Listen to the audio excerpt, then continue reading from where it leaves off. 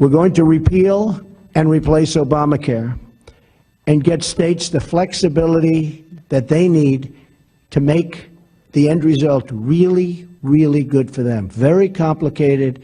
We have come up with a solution that's really, really, I think, very good. Now, I have to tell you, it's an unbelievably complex subject. Nobody knew that health care could be so complicated. I'm wondering, when you heard the president today saying, quote, nobody knew that health care could be so complicated. I thought nobody knew health care would be anything but complicated, but apparently the president said nobody knew that it would be so complicated. Were you surprised by that? Well, some of us who were sitting on the Health Education Committee, who went to meeting after meeting after meeting, who heard from dozens of people who stayed up night after night trying to figure out this thing. Yeah, we got a clue. When you provide health care in a nation of 320 million people, yeah, it is very, very complicated. Healthcare, along with specifically repealing Obamacare, is indeed really complicated. I mean, our politicians will now probably actually have to read the bill. Speaking at a forum in his home state, Boston Health Human Services Secretary Kathleen Sibilis were asked by an audience member if they had read the whole bill. Baucus quotes, "I don't think you want me to waste my time to read every page of the healthcare bill. You know why? It's statutory language. We hire experts."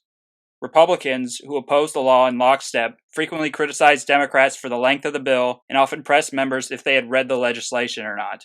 In March, Congress passed the legislation and President Obama signed the 961-page final bill into law. Democrats dismissed the criticism, saying it did not have anything to do with the contents of the legislation. But how do they approve the contents of the legislation if they didn't even read it? You gotta help me. These business casual G-men are trying to kidnap me. What? It's crazy, dude. They're saying it's because I agreed to the latest terms and conditions on iTunes. Why? What did the terms and conditions for the last update say? I don't know. I didn't read them. You didn't read them? Well, how do you know if you agree to something if you don't read it? What are you going to do to us? Everything that you agreed to in the iTunes conditions. We didn't read them. Right. Who just agrees to something they don't read? By clicking agree, you are also acknowledging that Apple may show your mouth to the butthole of another iTunes user. Apple and its subsidiaries may also, if necessary, show yet another person's mouth onto your butthole, making you a being that shares one gastro tract.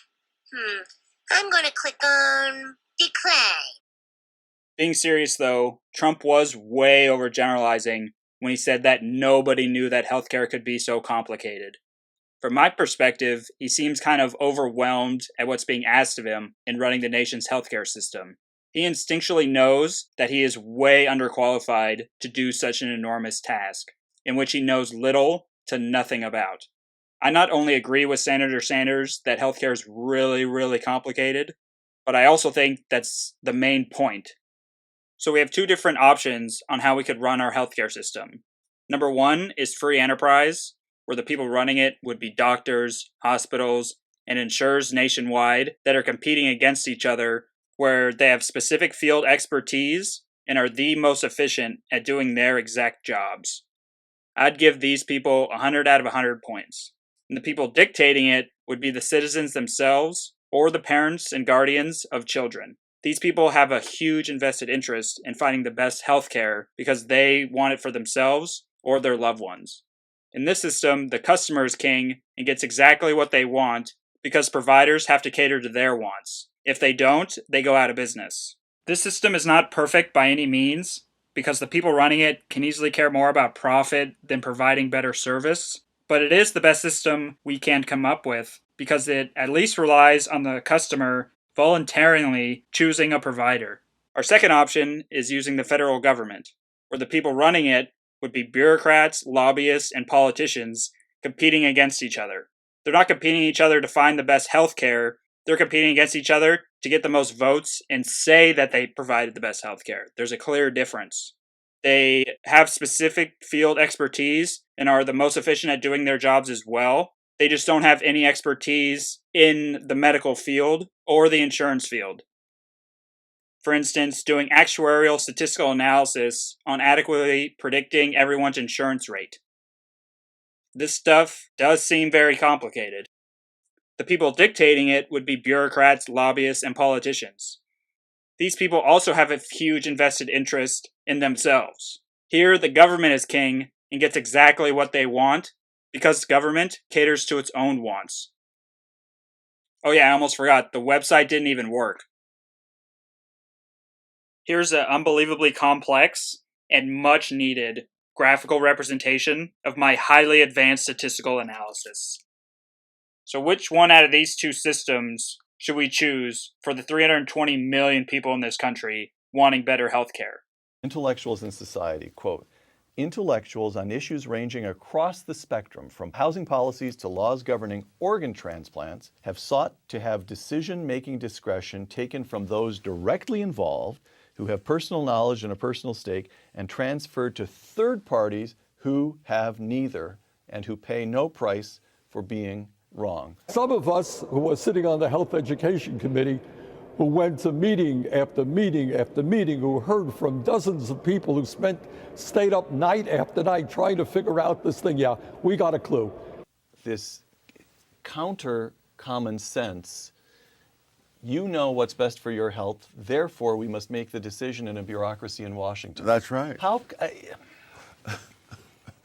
When you provide health care in a nation of 320 million people, yeah, it is very, very complicated. And maybe now, maybe the president, some of the Republicans understand you can't go beyond the rhetoric. We're going to repeal the Affordable Care Act. We're going to repeal Obamacare, and everything will be wonderful. A little bit more complicated than that.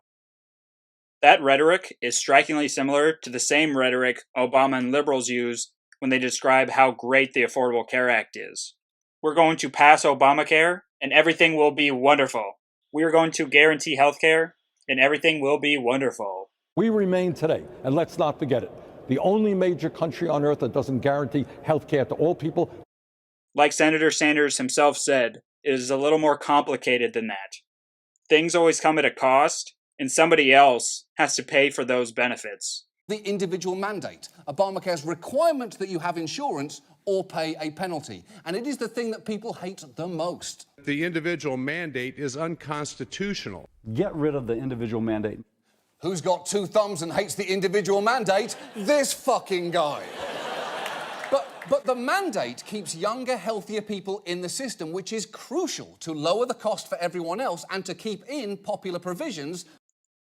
That was just a snippet of about a 20-minute video focusing mostly on just the benefits and not the cost of the Affordable Care Act. But John Oliver does quickly slide in there that young people both should and need to eat up the cost for the greater good, even if we need to force them to, sometimes being fined by not being able to afford health insurance.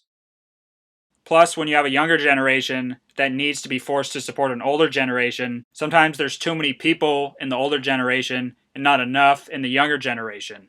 So the policy ends up going bankrupt. Kind of what's happening with Social Security right now. The Affordable Care Act has both positive and negatives, and we should be debating whether the positives outweigh the negatives. We have the positives of people can still be covered if they are poor, have pre-existing conditions, are under 26 and can stay on their parents' plan, etc. But we also have negatives where the people both running and dictating the policy are not even remotely competent, let alone experts. They pay no price for being wrong. This is because they can't go out of business if they fail. We burden the cost of these benefits onto other people by force, which would be young and healthier people. And here's a big one. We have our healthcare run less efficiently by having prices go up and/or quality go down. It is amazing that people who think we cannot afford to pay doctors, hospitals, and medication somehow think we could afford to pay doctors, hospitals, medication, and a government bureaucracy to administer it.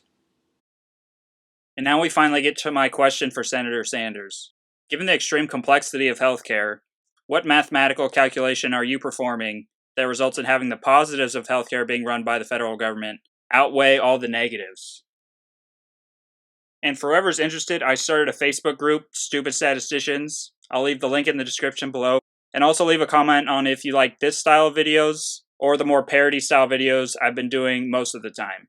I'm thinking of starting 2 separate channels where I do both, Stupid Statistician and Stupider Statistician. Let me know what you guys think. And I don't know about you, but I for sure don't want a bunch of white men determining what I can and can't do with my own body.